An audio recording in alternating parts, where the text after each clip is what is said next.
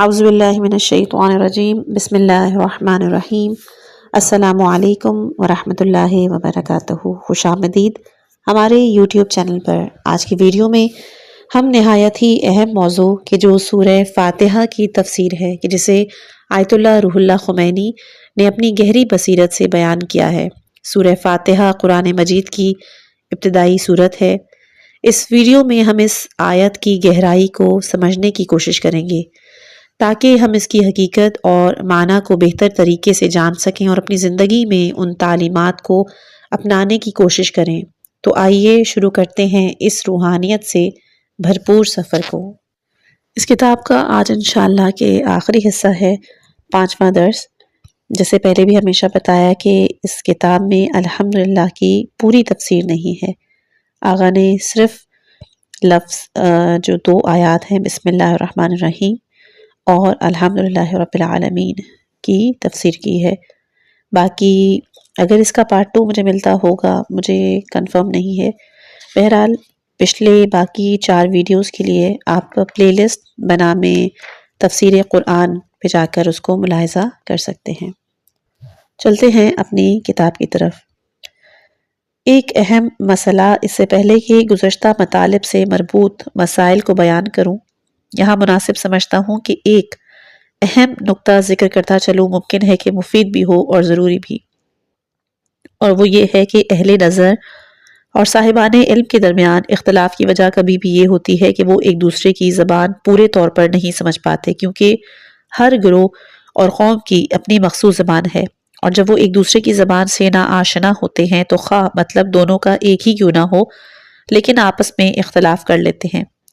آپ نے شاید یہ واقعہ سنا ہو، 3 آدمی آپس میں بحث اور اختلاف کر رہے تھے، جن میں ایک ایرانی، دوسرا ترکی اور تیسرا عربی تھا۔ یہ دونوں دوست دوپہر کے کھانے پر بحث کر رہے تھے کیا کھائیں۔ ایرانی کہتا ہے کہ اس کو انگور کھانے ہیں، عرب کہتا ہے مجھے عنب کھانے ہیں، اور ترکی کہتا ہے نہ انگور نہ عنب بلکہ اوزم کھائیں گے۔ اس بات پہ ان تینوں میں ایک شدید اختلاف ہوا کیونکہ وہ ایک دوسرے کی زبان سے ناآشنا تھے۔ بہرحال ان میں سے ایک اٹھا اور دکان سے جا کے انگور لے آیا۔ تو ہر ایک نے کہا کہ میں بھی تو یہی کہہ رہا تھا، جبکہ تینوں اس کی بابت کہہ رہے تھے، کیونکہ عربی میں انگور کو عنب اور ترکی میں اوزم کہتے ہیں۔ تو گویا ایک ہی بات مختلف زبانوں میں مختلف الفاظ میں ہو سکتی ہے جبکہ مقصد میں فرق نہ ہو۔ یہی حال علمی ماحول کا بھی ہے۔ مثلاً فلسفے کی اپنی مخصوص علمی زبان، مخصوص اصطلاحات ہیں، اسی طرح اہل عرفان، فقہا اور شعراء سب کے سب مخصوص زبان اور مخصوص اصطلاحات رکھتے ہیں، اور ان سب کے علاوہ اولیاء کرام معصومین علیہم السلام بھی خاص زبان اور مخصوص اصطلاحات رکھتے ہیں۔ اب دیکھنا یہ ہے کہ فلاسفہ، عرفاء، فقہا، شعراء میں سے کس کی زبان اور اصطلاحات معصومین علیہم السلام کی زبان اور اصطلاحات سے زیادہ قریب ہیں، اور ان میں سے کس کی زبان وحی اور اہل عصمت کی اصطلاحات سے ملتی ہے۔ یہ ایک مسلمہ حقیقت ہے کہ جس کا کوئی عقل مند انکار نہیں کر سکتا کہ کائنات ہستی میں تمام موجودات کا مبدا ذات باری تعالیٰ ہے۔ تمام موجودات اسی کے مبدأ وجود کے معمول ہیں۔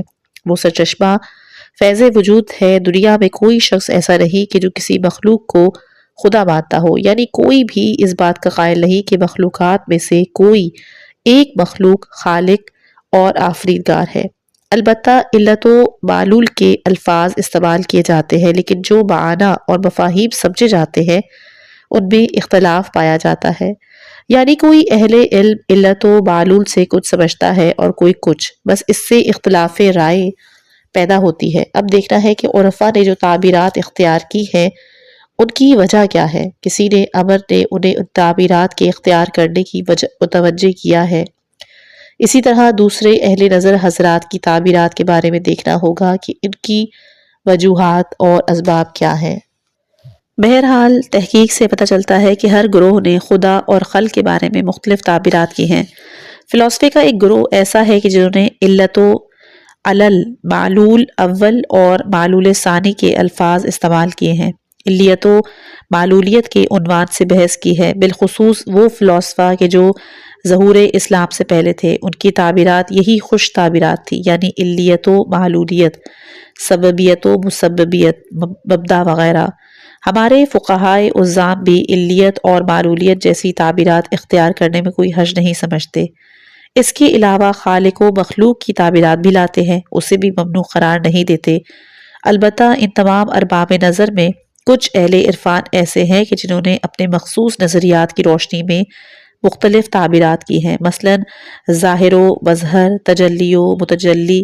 اب دیکھنا یہ ہے کہ جب فلاسفہ اور فقہا نے ایک طرح پر تعبیرات کی ہیں تو یہ اہل عرفان کیوں اپنی تعبیرات اختیار الگ کر رہے ہیں؟ ائمہ معصومین علیہم السلام کی روایات اور بیان کردہ احادیث سے انہی تعبیرات کی تائید ملتی ہے کہ جو عرفا کہتے ہیں۔ مجھے معصومین علیہم السلام کے کلام میں علیت و معلولیت، سببیت و مسببیت کی تعبیرات کے متعلق کچھ نظر نہیں آیا، یعنی ان کے ارشادات میں اس طرح کی تعبیرات موجود نہیں۔ البتہ خالقیت و مخلوقیت، تجلی و متجلی، ظاہر و مظہر اور اس طرح کی تعبیرات ملتی ہیں۔ بہرحال ہمیں اس سلسلے میں پوری تحقیق کرنی ہوگی کہ اہل عرفان نے فلاسفے کی تعبیرات و اصطلاحات کو چھوڑ کر اپنی مخصوص تعبیرات و اصطلاحات کیوں پیش کی، اور ہر ایک کے نظریات کو یکسر نظر انداز کر کے اپنے مخصوص نظریات و تعبیرات پر کیوں اصرار کیا، جبکہ وہ یہ جانتے ہیں کہ ان کی تعبیرات اور اصطلاحات اہل نظر افراد کے نزدیک مورد اعتراض بھی ہیں۔ علت اور معلول۔ علت و معلول سے مراد یہ ہے کہ ایک چیز دوسری چیز کو وجود عطا کرے، پہلی چیز علت اور دوسری معلول کہلائے گی۔ علیت اور معلولیت کی بابت یوں کہا جاتا ہے کہ علت ایک طرف ہوتی ہے اور معلول دوسری طرف۔ اب دیکھنا یہ ہے کہ یہ جو ایک طرف اور دوسری طرف کا ذکر کیا جاتا ہے، اسے کیا مراد ہے؟ آیا یہ دونوں مکانی طور پر ایک دوسرے سے مختلف ہیں اور ایسے ہیں جیسے سورج اور سورج کی روشنی، کہ سورج خود بھی نور رکھتا ہے اور اس سے نور صادر بھی ہوتا ہے، یعنی یہ نور اس کا اپنا بھی ہے، اس کا جلوہ بھی گویا وہ خود بھی نور ہے اور اس سے نور صادر بھی ہوتا ہے۔ لیکن دونوں ایسے ہیں کہ سورج ایک جگہ اور اس کا نور دوسری جگہ، یعنی اگرچہ سورج کی روشنی خود سورج ہی کا اثر اور معلول ہے لیکن مکانی طور پر اس سے جدا بھی ہے، تو کیا واجب الوجود کی بابت علیت اور معلولیت بھی ایسی ہے؟ یعنی خدا اور مخلوق کے درمیان علت و معلول ہونے کا ربط بھی ایسا ہی ہے جیسے کہ عالم طبیعت میں ہوتا ہے کہ آگ حرارت کی اور سورج روشنی کی علت ہے، تو کیا خدا اور مخلوق کی علیت و معلولیت بھی ایسی ہی ہے اور ان کے درمیان بھی مکانی فاصلہ اسی طرح پایا جاتا ہے جیسے عالم طبیعت کی چیزوں کے درمیان ہے؟ اثر اور مؤثر کی بحث میں بھی کہا گیا کہ عالم طبیعت میں اثر اور مؤثر ہمیشہ اسی حالت میں ہے کہ مکانی طور پر بھی ایک دوسرے سے جدا ہیں، تو کیا ہم مبدأ اعلیٰ خدائے تعالیٰ کے بارے میں بھی ایسے ہی نظریات قائم کر سکتے ہیں اور یہ عقیدہ رکھ سکتے ہیں کہ دیگر موجودات اس سے جدا ہیں، یعنی مکان و زمان دونوں اس سے جدا ہیں؟ بہرحال اس قسم کا تصور بہت مشکل ہے اور اس حقیقت کا ادراک نہایت دشوار ہے کہ جو موجود ہر لحاظ سے تجرد رکھتا ہے اور کسی قسم کی ترکیب اس میں نہیں پائی جاتی، وہ کیا اور کیوں کر ہے۔ مبدأ اعلیٰ کے بارے میں آپ جو کچھ بھی کہیں لیکن اس کی حقیقت کو پوری طرح بیان نہیں کر سکتے، اس امر کو ہرگز واضح نہیں کر سکتے کہ حق تعالیٰ کا تمام موجودات پر اپنی قیومیت کے ساتھ محیط ہونا کیوں کر ہے۔ حقیقت یہ ہے کہ ہم تو قرآن کے اس بیان کو بھی نہیں سمجھ سکتے کہ ہوا معکم اینما کنتم، اس سے کیا مراد ہے؟ آیا ہوا معکم سے مراد یہ ہے کہ وہ انسان کے قریب ہے، یعنی مکانی طور پر اس کے پاس بیٹھا ہوا ہے؟ ہرگز ہرگز ایسا نہیں ہو سکتا۔ ہوا معکم سے کیا مراد ہے؟ ہوا معکم یعنی وہ تمہارے ساتھ ہے، وہ تمہارے پاس ہے۔ اس ساتھ ہونے پر غور کیا جائے تو معلوم ہوتا ہے کہ یہ تعبیر اس لیے لائی گئی ہے کیونکہ اس سے بہتر کوئی الفاظ ایسے نہیں کہ جو لوگوں کو حقیقت حال سے آگاہ کر سکیں، یعنی سب سے آسان اور بہتر تعبیر لائی گئی تاکہ جس قدر ممکن ہو لوگوں کو حقیقت سے آگاہی حاصل ہو سکے۔ کتاب و سنت میں بھی ایسی ہی تعبیرات ذکر کی گئی ہیں جو حقیقت الامر سے قریب تر ہوں، ورنہ اصل حقیقت کا سمجھنا دشوار ہے۔ مثلا خالق اور مخلوق کی تعبیر کو دیکھیں، اس میں کوئی شک نہیں کہ ہم مخلوق ہیں وہ خالق، لیکن اس کا مقام و مرتبہ کیا ہے، اس کے خالق ہونے اور ہمارے مخلوق ہونے کی کیفیت کیا ہے، اس سلسلے میں ہمیں کوئی علم نہیں۔ کیا ہم یہ کہہ سکتے ہیں کہ اس خالقیت اور مخلوقیت سے مراد وہی کیفیت ہے کہ جو آگ اور اس کے اثر یعنی کہ حرارت کے درمیان ہوتی ہے، یا نفس اور اس کی قوت و مثلاً بصارت و سماعت کے درمیان ہوتی ہے؟ ہرگز ایسا نہیں، اگرچہ یہ مثالیں اکثر مثالوں سے بہتر اور آسان ہیں، حقیقت کو سمجھنے میں مدد دیتی ہیں، لیکن پھر بھی ان سے حقیقت کی مکمل تصویر کشی نہیں ہوتی، بلکہ حقیقت تو یہ ہے کہ خالق و مخلوق کے درمیان جو کیفیت پائی جاتی ہے اسے احاطے سے تعبیر کرنا زیادہ بہتر ہے، یعنی قیومیت کے ساتھ محیط ہونا۔ بہرحال یہ اصطلاح قدرے موضوع ہے، اور اس کی روشنی میں یوں کہنا چاہیے کہ وہ تمام موجودات پر محیط ہے، اور کوئی موجودات ایسی نہیں کہ جن پر ان کا احاطہ نہ ہو۔ وہ ہر جگہ ہے، تمام موجودات پر محیط، اپنی قیومیت کے ساتھ محیط، لیکن اس کا مطلب یہ نہیں کہ مخلوقات میں سے کوئی خالق قرار پائے اور اسے حق سمجھ کر خدا کا درجہ دے دیا جائے۔ ہرگز اس طرح نہیں، بلکہ حقیقت یہ ہے کہ حق یعنی خدا اور مخلوق کے درمیان رابطے کی بحث میں ایسی مثال پیش کرنا ناگزیر ہے کہ جو ذہن کے قریب تر ہو۔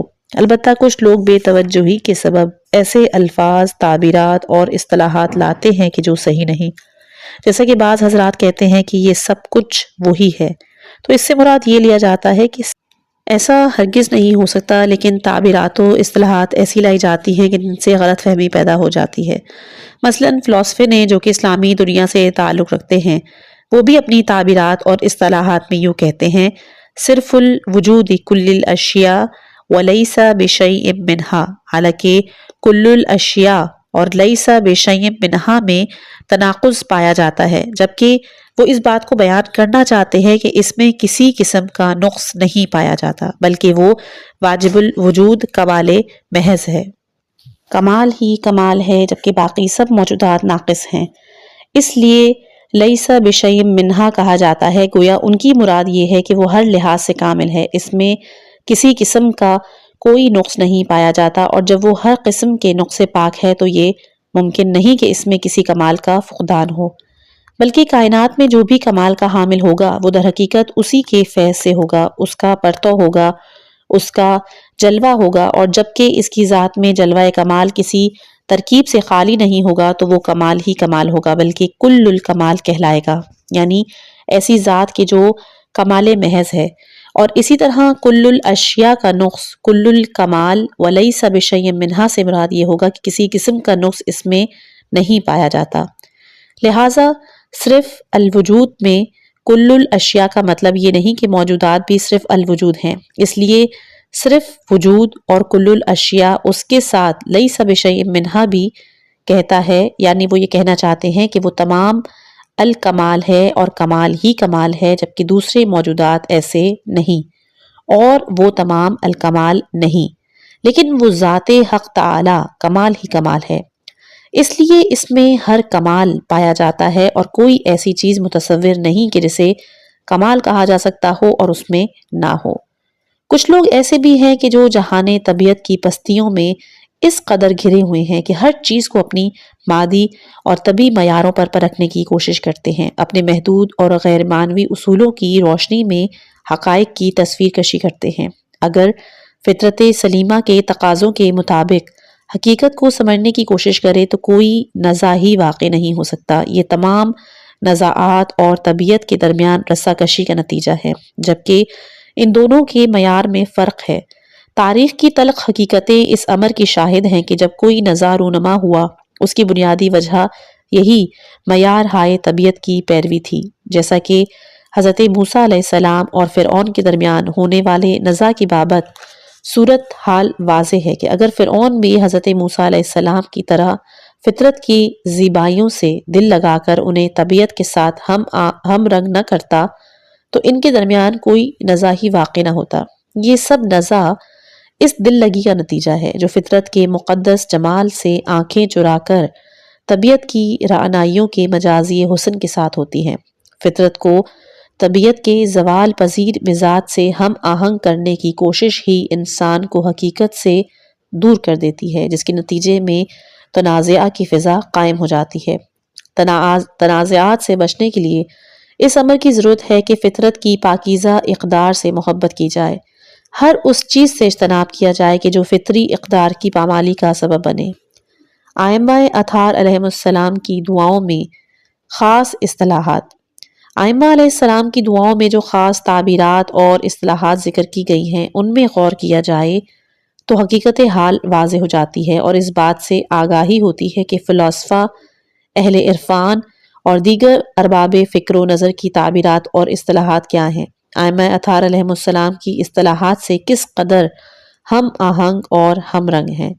مناجات شعبانیہ جس کے متعلق روایات میں مذکور ہے کہ یہ مناجات تمام ائمہ معصومین علیہم السلام پڑھا کرتے تھے، اور میں نے شاید کوئی ایسی دعا نہیں دیکھی کہ جس کے بارے میں اس حد تک روایات وارد ہوئی ہوں کہ اسے تمام ائمہ علیہم السلام پڑھا کرتے تھے سوائے مناجات شعبانیہ کے۔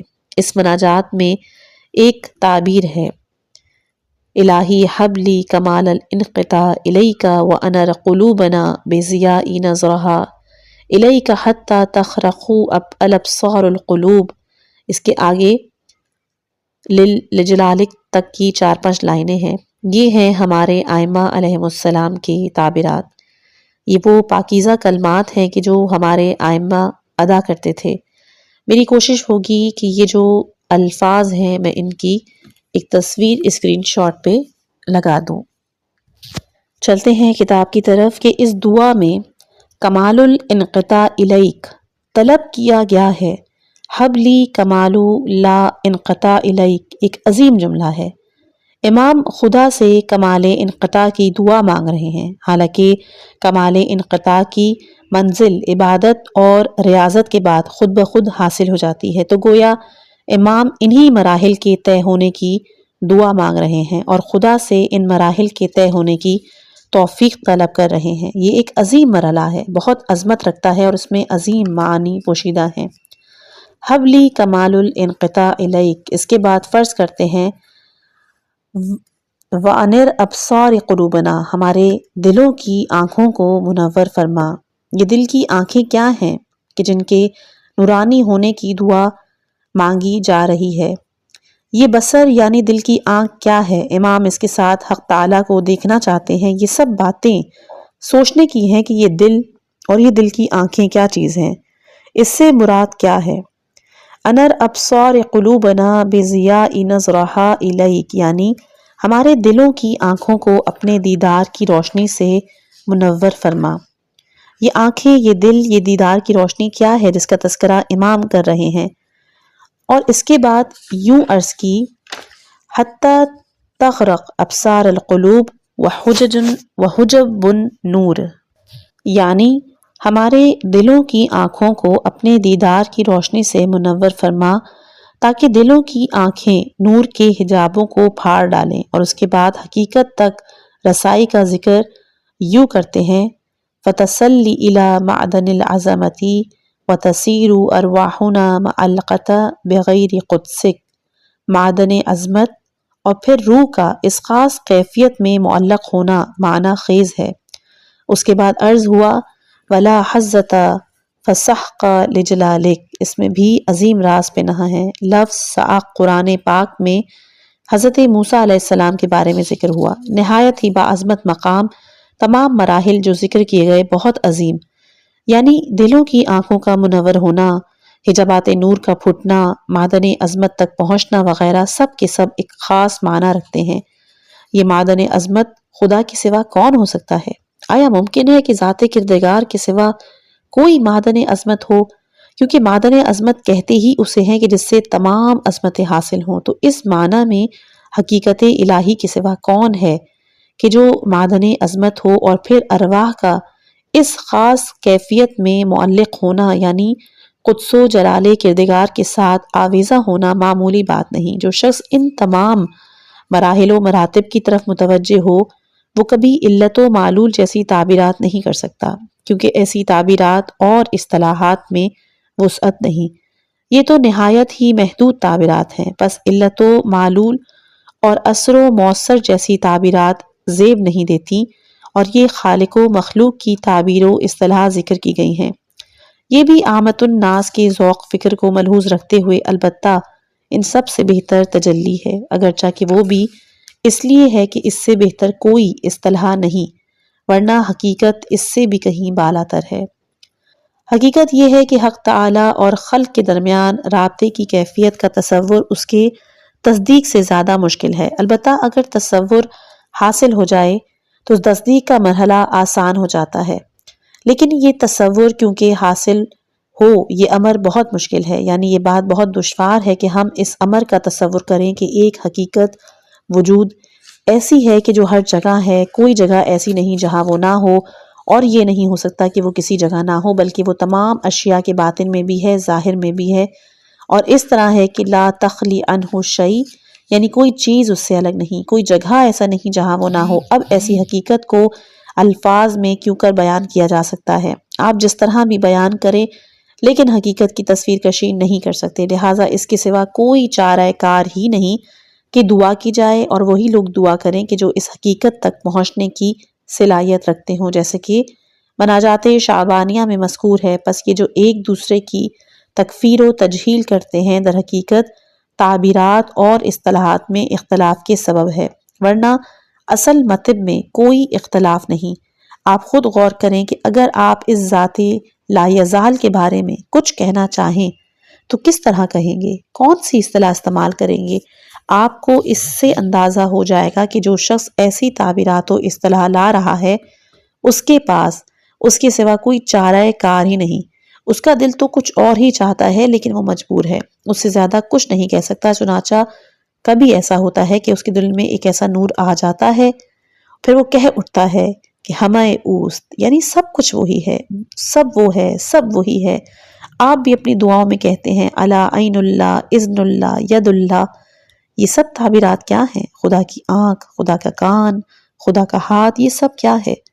در حقیقت یہ بھی تعبیر و اصطلاح کی مانند ہے کہ جو اہل عرفان کہتے ہیں۔ روایات میں ہے کہ آپ جو صدقہ فقیر کے ہاتھ میں دیتے ہیں وہ خدا کے ہاتھ میں جاتا ہے۔ قرآن میں بھی ہے وما رمیت اذ رمیت ولکن لا رمی، یعنی انہیں پتھر نہیں مارا تو نے جب تو نے پتھر مارا بلکہ خدا نے پتھر مارا۔ تو کیا خدا نے ایسا کیا؟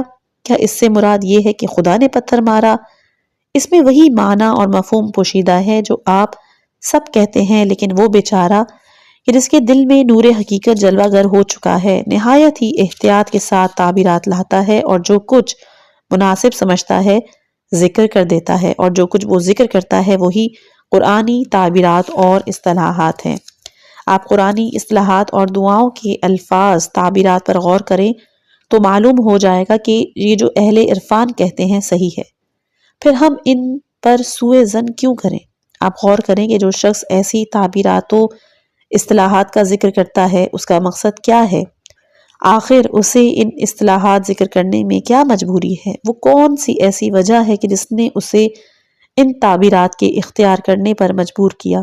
بظاہر یہی معلوم ہوتا ہے کہ اس کا سبب یہ ہے کہ اس نے حقیقت کو اپنے اوپر قربان نہیں کیا بلکہ خود اپنے آپ کو حقیقت پر قربان کر دیا ہے۔ اگر ہم بھی ان باتوں کو اچھی طرح سمجھ لیں تو ہم بھی وہی کچھ کہیں گے کہ جو اس نے کہا ہے، ہم بھی وہی تعبیرات اور اصطلاحات کا ذکر کریں گے کہ جو اس نے ذکر کی ہیں، اور جب قرآن اور ائمہ معصومین علیہم السلام کے کلام کو دیکھیں تو یہی تعبیرات و اصطلاحات نظر آتی ہیں۔ بہرحال یہ ایک نہایت ہی مشکل امر ہے۔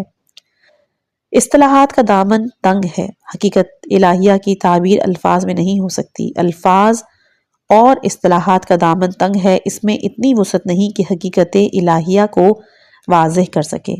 مثلا ظہور کو کس طرح بیان کیا جا سکتا ہے؟ اس کی تعبیر کیوں کر ہو سکتی ہے؟ اس کی تصویر کشی کس طرح ممکن ہے؟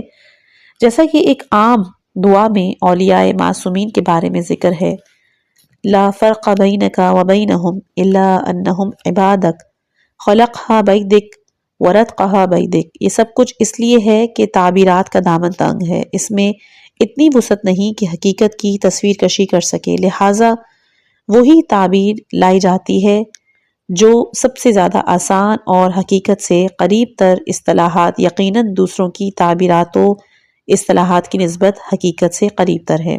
ہمارے بعض معاصرین جو کہ علمی مراتب و کمالات میں بلند مقام پر فائز تھے، وہ بھی اپنے بیانات میں اس قسم کی تعبیرات و اصطلاحات کا ذکر کرتے تھے کہ جو اہل عرفان نے کی، یعنی جلوہ، ظہور وغیرہ۔ اس طرح بعض دعاؤں میں بھی جلوہ، نور، ظہور جیسی تعبیرات ذکر کی گئی ہیں۔ چنانچہ دعائے سماعت میں لفظ طلع تک ذکر ہوا ہے، یا مثلاً بنور وجہک الذی یا باسمک الذی۔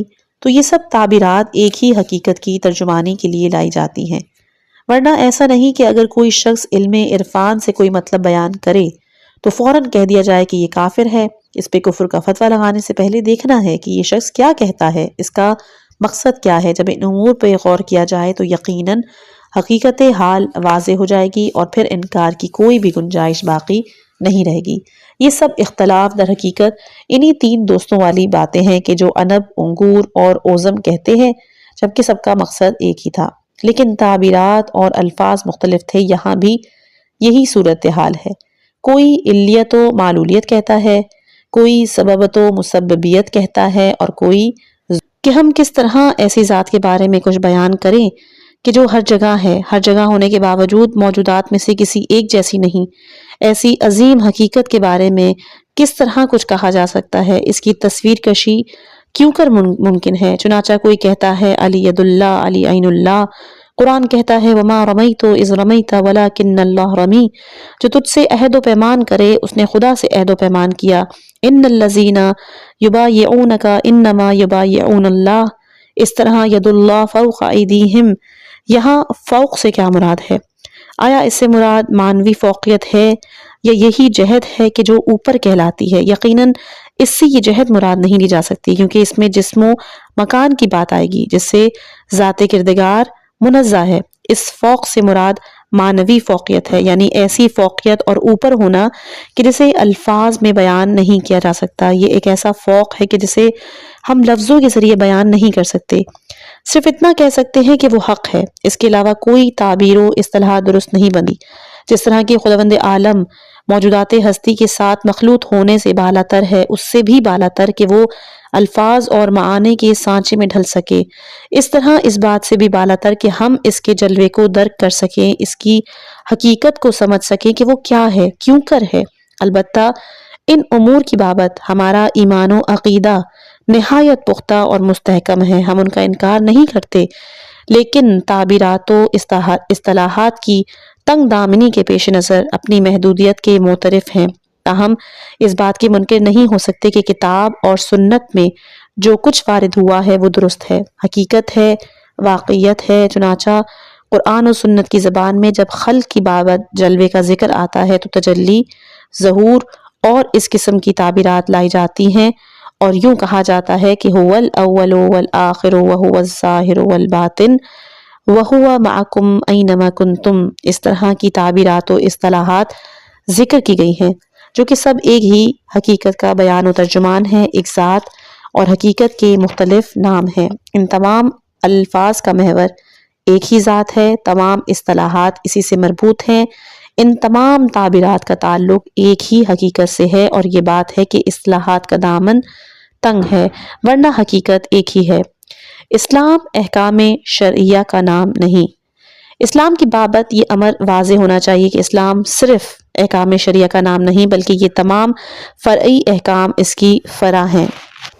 اصل اور اساس کچھ اور ہے، اصل کو فروع پر قربان نہیں کرنا چاہیے۔ جب اصل کی بات کریں تو صحیح بات کریں، حقیقی اصل کی بات کریں، حقیقی اصل کو بیان کریں۔ اگر ہم اصل کی حقیقت کو بیان نہیں کر سکتے تو کم از کم یہ تو بتا سکتے ہیں کہ حقیقی اصل سے منحرف نہ ہو۔ ایک عالم دین کے جن کا نام شیخ محمد بہاری تھا، انہوں نے جب ایک شخص کا ذکر آیا کہا کہ وہ عادل کافر ہے۔ ہم نے کہا کہ آپ یہ کیا فرما رہے ہیں کہ وہ عادل بھی ہے اور کافر بھی، اس سے آپ کی کیا مراد؟ انہوں نے کہا کہ عادل اس لیے کہہ رہا ہوں کہ وہ مقام عمل میں احکام پر پورا اترتا ہے، اصول احکام کے مطابق عمل کرتا ہے، اس لیے وہ عادل ہے۔ اور کافر اس لیے کہا کہ وہ جس خدا کی پوجا کرتا ہے وہ حقیقت میں خدا نہیں۔ ہماری معتبر روایات میں چیونٹی کے بارے میں ذکر ہوا، ممکن ہے اس کے دل میں یہ خیال پیدا ہو جائے کہ خدا دو سینگ والا ہے، کیونکہ اس کے نزدیک بزرگی اور کمال کا معیار سینگ والا ہوتا ہے، وہ اسے ہی کمال سمجھتی ہے، یعنی معیار مختلف ہیں۔ ہم جب کسی کے کمال اور عظمت و بزرگی کی بات کرتے ہیں تو اسی بات پر سوچتے ہیں کہ جو ہمارے نزدیک بزرگی اور کمال کا معیار مقرر ہے۔ یہ چیونٹی کا ذکر کہ جو روایات میں ہوا ہے، یہ وہی چیونٹی ہے کہ جس نے حضرت سلیمان علیہ السلام اور ان کے سپاہیوں کو بے وقوف کہا تھا۔ چنانچہ قرآن پاک نے اسے یوں بیان کیا: اے چیونٹیوں، تم اپنے اپنے گھروں میں داخل ہو جاؤ تاکہ کہیں ایسا نہ ہو کہ سلیمان اور ان کا لشکر تمہیں رون ڈالے، کیونکہ وہ شعور ہی نہیں رکھتے۔ یہ سن کے حضرت سلیمان علیہ السلام مسکرا دیے۔ حضرت سلیمان اس لیے ہنس پڑے کہ یہ چیونٹی جو ہر جگہ گھومتی پھرتی ہے، یہ مجھے خدا کی نبی کو بے وقوف کہہ رہی ہے۔ چیونٹی کی طرح ہدہد نے بھی اس طرح کہا تھا: احاطت بما لم تحط بہ۔ حضرت سلیمان علیہ السلام ایک نبی تھے جو اس عظمت کے حامل ہوں۔ اس کے بارے میں اس طرح کہا جائے تو تعجب آتا ہے، وہ نبی کہ جس کے ایک ساتھی اور قریب بیٹھنے والے نے کہہ دیا تھا کہ میں تو تخت بلقیس کو آنکھ چھپکنے سے پہلے لے آتا ہوں۔ چنانچہ وہ آنکھ چھپکنے سے پہلے لے آیا۔ آپ ملاحظہ فرمائیں کہ اب تک دنیا میں کوئی ایسا واقعہ پیش نہیں آیا، کسی کو اس راز کی حقیقت معلوم نہیں ہو سکتی کہ اتنی جلدی تخت ابلیس کو لانے میں کیوں کر کامیاب ہوا۔ پس وہ حضرت سلیمان علیہ السلام کے جن کے ایک ساتھی نے جو کہ اسم اعظم کا ایک لفظ جانتا تھا، آنکھ چھپکنے سے پہلے تخت بلقیس کو لے آیا، ان کے بارے میں چیونٹی اور ہدہد نے کیا کہا؟ اس سے معلوم ہوتا ہے کہ اپنے اپنے معیاروں کا مسئلہ ہے، ہر شخص اپنے معیار اور اصولوں کے مطابق بات کرتا ہے، لہٰذا فوراً کسی کی نفی کر دینا صحیح نہیں۔ کوئی وہ ہے کہ جو علیت و معلولیت سے تعبیر کرتا ہے، کوئی سبب و مسببیت کی اصطلاح کا ذکر کرتا ہے، کوئی ظہر و مظہر کہتا ہے۔ میں نے گزشتہ بیانات میں کئی بار یہ بات عرض کی کہ اسم مسمی سے جدا نہیں، اسم ظہور ہے۔ علامت سے مراد یہ نہیں کہ جیسے میل کے نشانات بتائے جاتے ہیں، علامت کو پورے طور پر بیان نہیں کیا جا سکتا، کوئی تعبیر ایسی نہیں لائی جا سکتی کہ جو علامت کی حقیقت کو واضح کر سکے۔ آیہ شریفہ میں جو کچھ بیان کیا گیا وہ حقیقت اور واقعیت سے قریب تر ہے، جبکہ وہ ایک خاص تعبیر ہے جو ذکر کی گئی ہے۔ قرآن پاک کے متعلق عرض کیا گیا تھا کہ یہ ایک عظیم خدائی دسترخوان ہے، ہر شخص اپنی استعداد و احتیاج کے مطابق استفادہ کرتا ہے۔ قرآن کسی خاص گروہ کے ساتھ مختص نہیں بلکہ وہ سب کے لیے ہے، سب لوگوں کے ساتھ مخصوص ہے، سب لوگ اس بات کا حق رکھتے ہیں کہ اس سے استفادہ کریں۔ البتہ ہر شخص اپنی حیثیت کے مطابق استفادہ کرتا ہے۔ دعائیں بھی اسی طرح ہیں۔ ائمہ طاہرین علیہ السلام کی دعاؤں میں علوم و معارف کے خزانے ہیں۔ یہ دعائیں در حقیقت قرآن کی زبان اور ترجمان ہیں، ان سے قرآنی حقوق معارف کی تشریح ملتی ہے، اس لیے ضروری ہے کہ لوگوں کو دعاؤں کی ترغیب دلائی جائے۔ دعا انسان کو خدا سے قریب کرتی ہے۔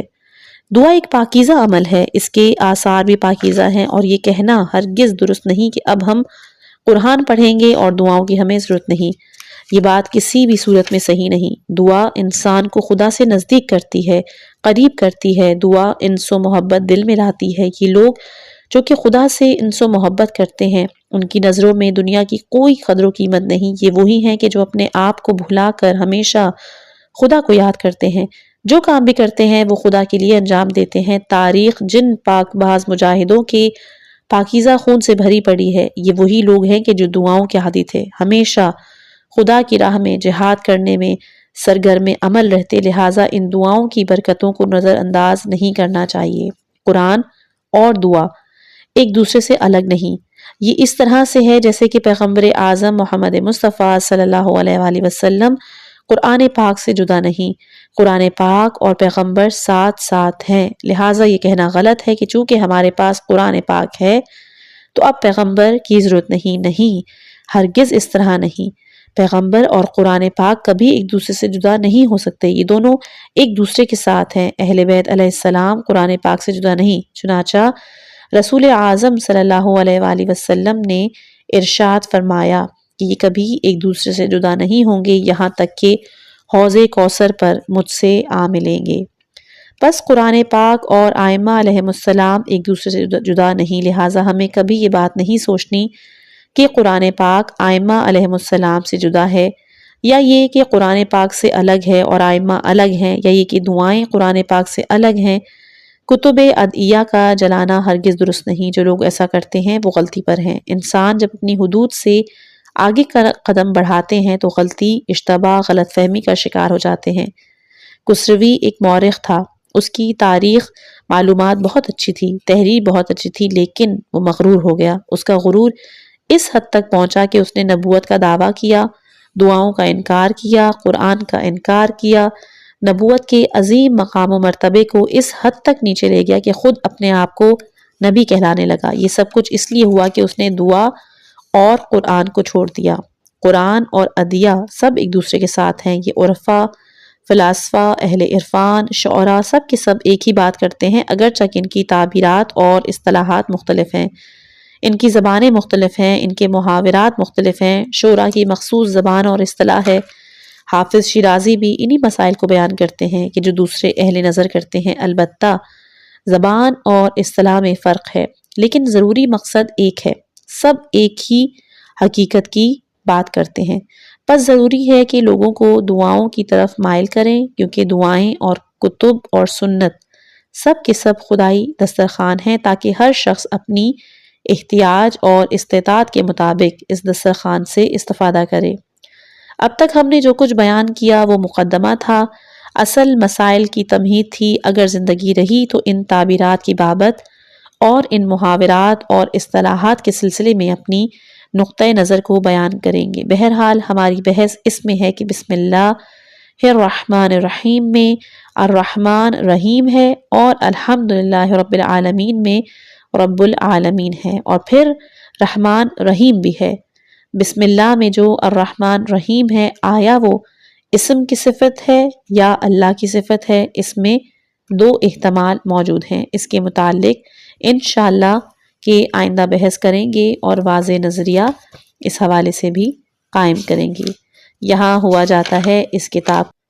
امید کرتی ہوں کہ یہ آپ کو تفسیر قرآن سے صرف obvious سی بات ہے بہت زیادہ فائدہ ہوا، کہ جس میں ہمیں واجب الوجود یعنی خداوند متعال کی ایک نزدیکی ہمیں ملی، اور خدا کرے کہ ہم اس میں قائم رہیں اور ہماری خدا سے نزدیکی دن بدن انشاءاللہ کہ بڑھتی جائے.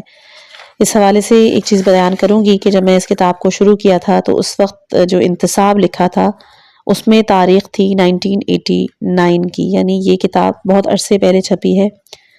امید کرتے ہیں کہ شاید کہ اس کا دوسرا حصہ آغا نے بیان کیا ہو، لیکن نہیں تو انشاءاللہ کبھی فرصت ملی تو کسی اور کی بھی تفسیر سورہ فاتحہ کی بیان کرنے کی کوشش کی جائے گی.